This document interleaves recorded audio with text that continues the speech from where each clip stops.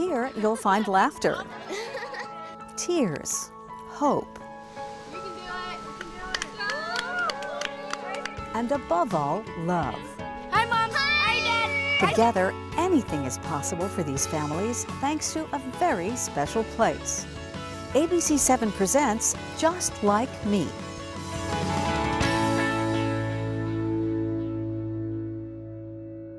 Hello everybody, I'm Cheryl Jennings. Thanks for joining us. For the next half hour, we're going to be visiting some extraordinary families.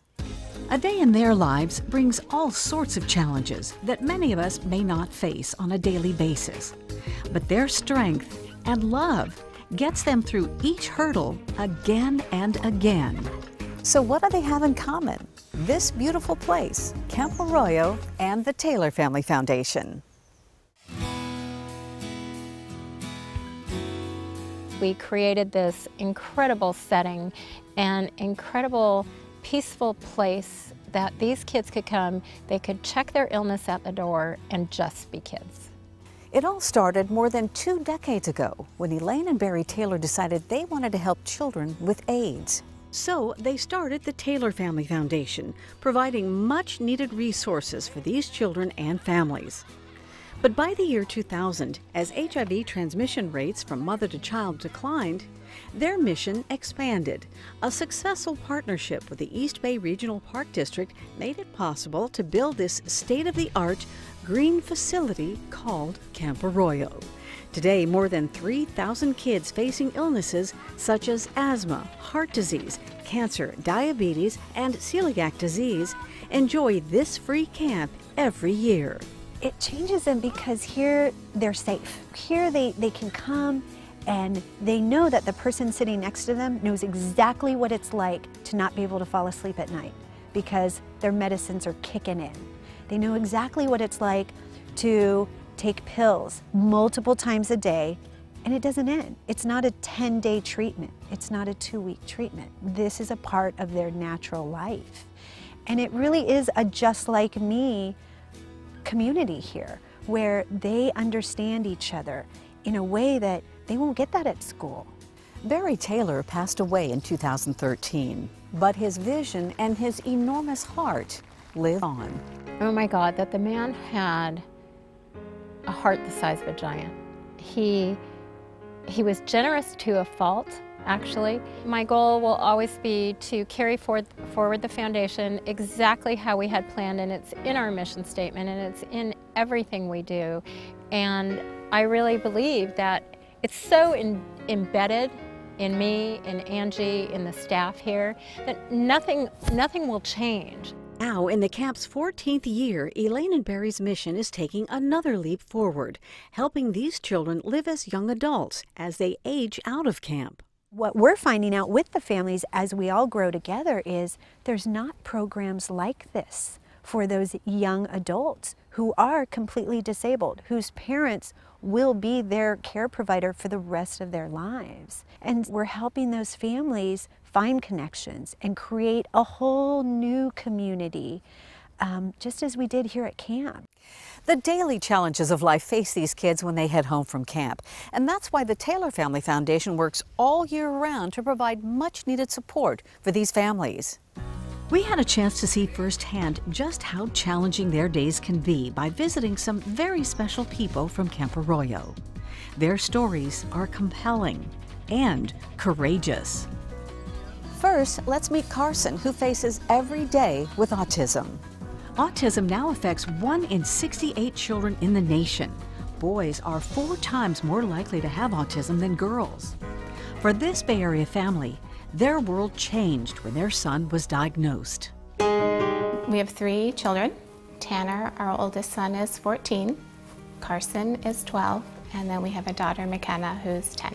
Linda and Patrick Kelly started noticing early on that Carson's behaviors were very different from their older son, Tanner.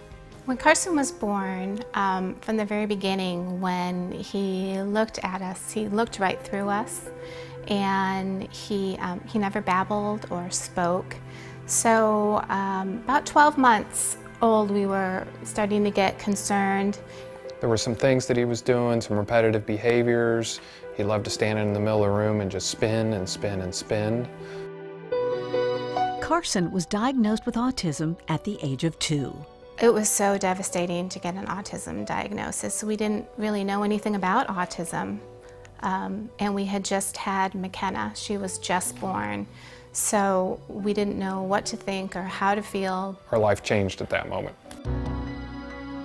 Our dreams for him really died that day. Our life was forever changed when we got that diagnosis. Autism is a bio-neurological developmental disability. According to the National Autism Association, it's the fastest growing development disorder. Autism ranges from very functional, high functioning, to very severe. And unfortunately, Carson is on the very severe side. Carson communicates with his family by using an iPad.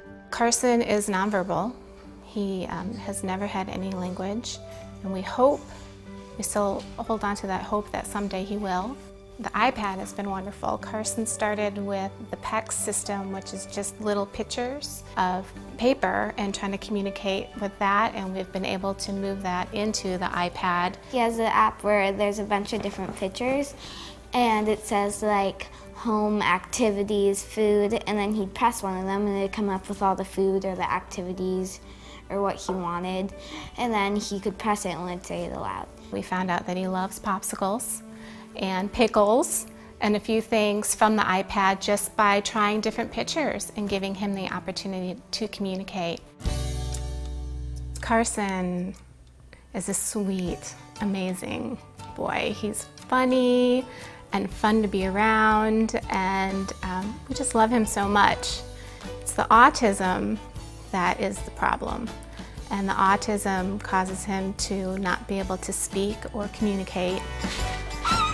Carson's someone who really likes to be active. He likes being outdoors. He likes doing things like riding his bike, playing swimming.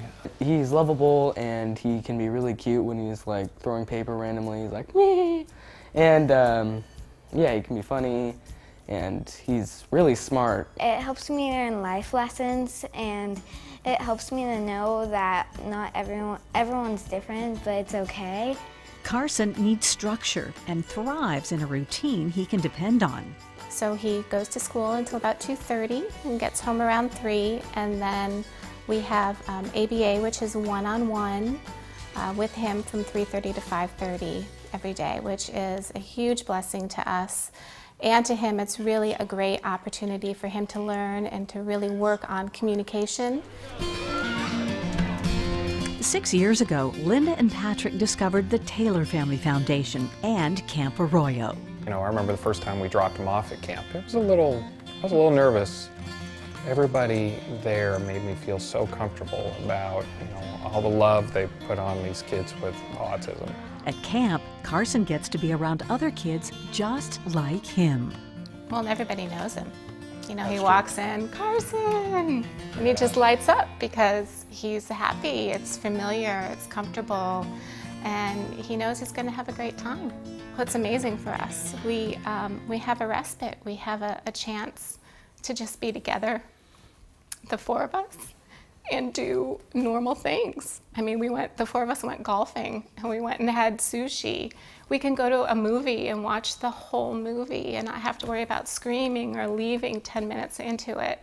So it's just really wonderful for us to be a typical family, and it's time that we cherish. But Linda and Patrick worry about Carson's future.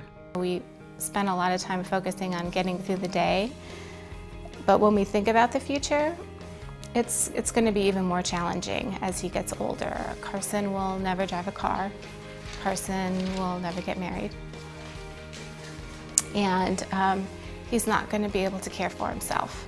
So the family focuses on day-to-day and making sure there are lots of fun things included in Carson's schedule, such as jumping on the trampoline, trips to the beach, and bonding time with Mom and Dad. Ready? Every weekend, Carson and I will get on tandem bike and we'll take the trail downtown and we'll go have lunch together.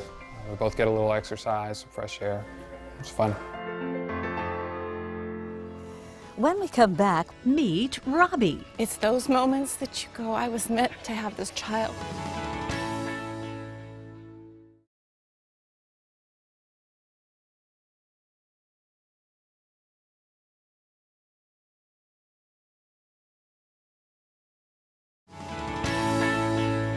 Let's sing. Let it go. Let it go. Meet Robbie. He's a 21-year-old who loves to dance, goes to school, and is a great artist. He also has autism. I sat down with his mother, Susan, to learn more about how this family copes with that disability. But take me back and tell me a little bit first about Robbie. He's 21 now, right? Mm-hmm. Robbie was born, and my middle son, perfect child, no issues, happy.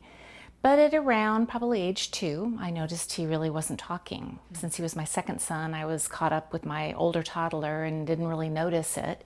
And then we had a preschool teacher who basically gave us a story about a child with autism. And when I read all of the characteristics, I realized that's my son. Autism is considered a spectrum disorder, so there are kids at the very low end of the spectrum, and there are others who are savant and have wonderful capabilities and intellectual abilities. My son Robbie's in the middle. He's a moderate child with autism. What's his education status now? So he is in his last year at Dublin High School in a great transition program, and when you're in special ed, you get to stay in school until you're 22. What's next? Hit that one. Avocado. Avocado. Transition is a post-high school community-based program. We work on skills that promote independence, such as budgeting, but we also go grocery shopping, we cook, and we do social skills as well. The program is helping Robbie learn independent living skills, so in hopes that he'll be able to live independently or semi-independently. Susan was always looking for ways to give her son a better life, so she approached the Taylor Family Foundation with an idea to start an autism camp for kids. Try that red. I think the year was probably 1999 or 2000. Came to Elaine, take a risk on us. We have this idea, and I think I was amazed that she took a risk on us. And so then we had to do the camp. So the Exceptional Needs Network at Camp Arroyo was born. We did it. And in that first year, we had a summer camp, and I remember the parents coming and going, I want to stay here, and I'll have my children stay home, but I'm coming instead of my child, because the camp is so beautiful. It is still so beautiful. Robbie thinks of it as his home away from home, loves camp, loves it, loves it, loves it. From the rock climbing to the horses to the arts and craft. It really has become a place, I think, not just for my son, but for any child who has a special needs to be able to be a normal kid for a weekend. To have 3 days where you know your child is safe, having a great time, you can release that guilt. So tell me about Rob and Disney, the world of Disney. So, Robbie at age 7 became an incredible artist. And we noticed that everything he drew was Disney. I remember one time we went to Disneyland, and we go to Disneyland every year for his birthday. It's his thing. And I called ahead of time and asked if Cinderella would meet him, because Cinderella's his favorite. And he had a private dance with Cinderella. And I didn't know he was going to do this. He bowed like he was the prince, twirled her around, and it's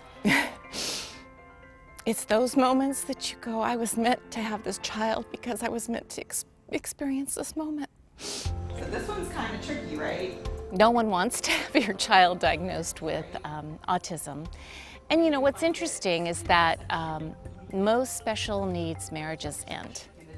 80% of all marriages where there is a special needs child usually end in divorce. Mine did. And I became a single mom of 3 children. And how did your other sons deal with his autism and the fact that the parents are always focused on? It was hard because both of my other sons at first, understood on paper what it was like to have a brother with autism, but went through the typical, oh mom, I'm embarrassed, please don't bring him in front of my kids. But as they grew, and I think both of them became actually better kids because they had a brother with special needs. They now embrace his diversity and realize that they are better because of it. When we come back, we'll meet Katie, a young woman who's standing strong in the face of diabetes.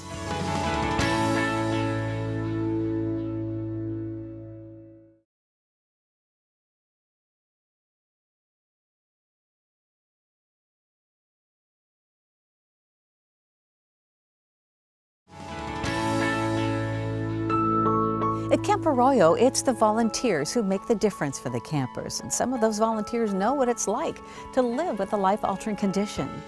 You started volunteering for the Taylor Family Foundation. You spent a lot of time with them, many years. My girlfriend, Tricia Bonderson, introduced me to the Taylor Family Foundation the summer between my junior and senior year of high school in 2001.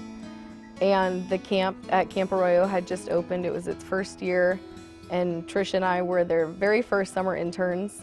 Katie plays a significant role at Camp Arroyo, one that does not go unnoticed. She has a very special role, one that not everyone would take on. She actually comes and works the up all night cabin. And I don't think a lot of people realize that children with disabilities sometimes can't or don't sleep at night for a variety of reasons. Katie comes and she works that cabin for those children, and she's wonderful. She just gets it. She gets it because of her own health condition. Katie was diagnosed with type 1 diabetes when she was 6 years old. When I first got diagnosed, I lost a lot of weight. I was very thirsty. I was super tired, just sick and not feeling good. My mom knew something was wrong, so she took me into the doctors, and that's when I got diagnosed. She uses an insulin pump to regulate her blood sugar levels. It's a small computerized device that delivers insulin. You carry it with you? Yes, it's on me. Is it attached to you? Yes, it's on me all the time. It looks like a pager, and it's connected into my stomach. And instead of having to take 3 to 4 shots a day, this, you just have to change the site every 3 days. Go! Katie has a lot to be thankful for, including her beautiful 2-year-old daughter, Lexi. She is the best daughter I could ever have asked for. And Lexi might be prone to having this also? They say that it skips a generation. It terrifies me that one day this might affect her or her children. You look like you have completely gotten this under control for yourself and for your daughter, which is so admirable. Well, I've had it for almost 23 years, so it definitely doesn't happen overnight. Katie is thriving at home and work. The Taylor Family Foundation is and always will be a big part of her life. I think from working there, it made me want to work with kids, want to help kids be successful and live as normal as they can. Camp was a huge part of my life growing up, so it's nice that the parents have that outlet that they can go to.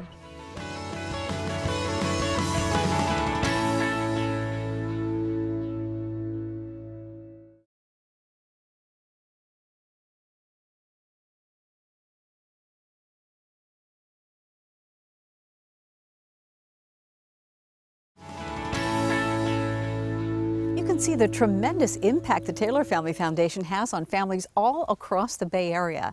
It's been a labor of love that extends beyond the hills of Camp Arroyo.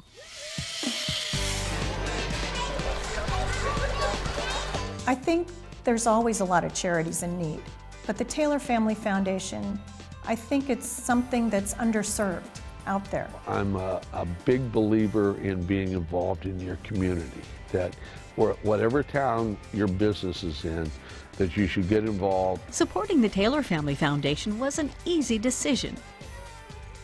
So one year my friends asked, want to come to this great benefit? So I came out, and it was very emotional for me because I have a special needs son. To see these kids made to feel normal, running around and enjoying something that I think every child deserves. I got to know the Taylor Family Foundation over years and Elaine Taylor and said, what can we do to do more? I first learned about the Taylor Foundation from Elaine Taylor and Angie. They both called upon me at my office, and we want to invite you to come up and look at our facility. We want to build a bocce ball court.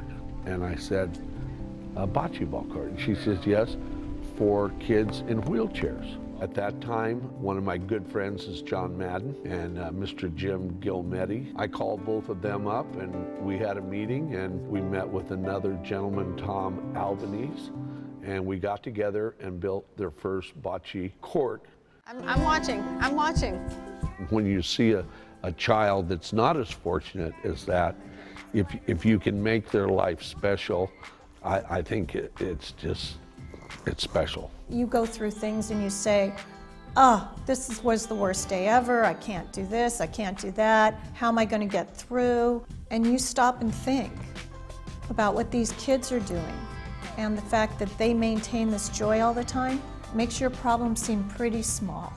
The Taylor Family Foundation continues to evolve as it moves into its third decade. It is getting stronger with every year. The passing of Barry Taylor leaves a legacy of compassion and generosity that will thrive for generations to come. For Elaine, there is much on which to reflect. It really impacted myself, my family, those closest to me, and it made me realize that the best thing for me to do this year is take the year off, step back, not step out, but step back and take care of myself and take care of my family. Angie has the mission down as well as I do.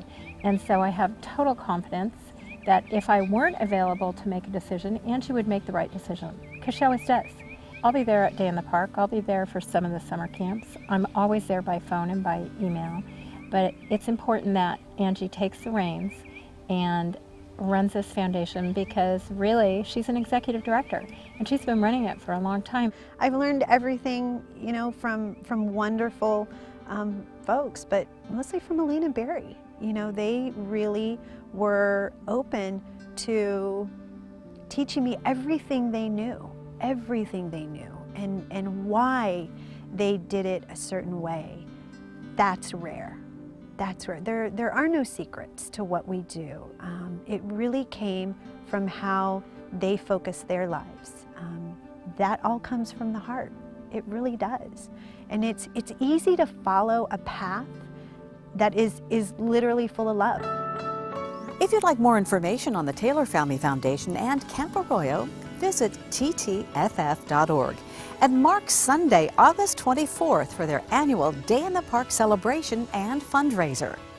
It's been an inspirational journey meeting such courageous families. Thanks so much for sharing it with us.